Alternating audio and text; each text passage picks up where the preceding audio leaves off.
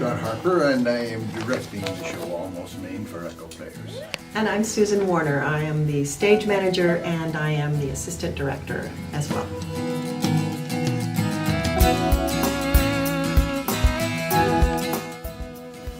It's a very different show in many ways, but what it is about is real people living in a remote area of northern Maine, and the play basically gives us an insight into many different very interesting characters and the relationships that they have, used to have, are developing, or are in the process of falling apart.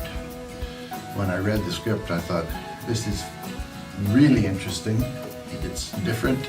It presents some particularly challenging issues for the actors and for the director.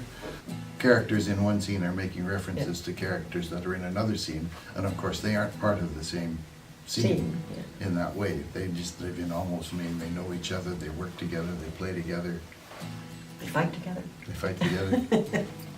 I was so much enamored by the script is that it does create some interesting situations that probably don't occur too often on stage. One of them is having actors portray 2 or 3 characters, and for the actor it's an interesting challenge to make sure that those characters are very distinct, and of course the director shares those challenges. He wants to provide some input and enable them to develop the characters in different ways. And I would say, you know, as stage managers, certainly one of the challenges that we're working out, and I think we will work out really well, is how to shift from scene to scene. We have some scenes that have a multiple number of set pieces. We have scenes with some set pieces that are a little bit heavier than others. So they're just things that we want it to flow. This fabulous crew who's working really, really hard and really with energy and heart.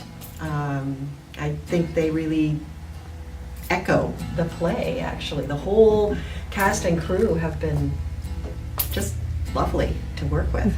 I think the hope is that virtually everybody in the audience will find something that speaks to them, something that relates to their own past history.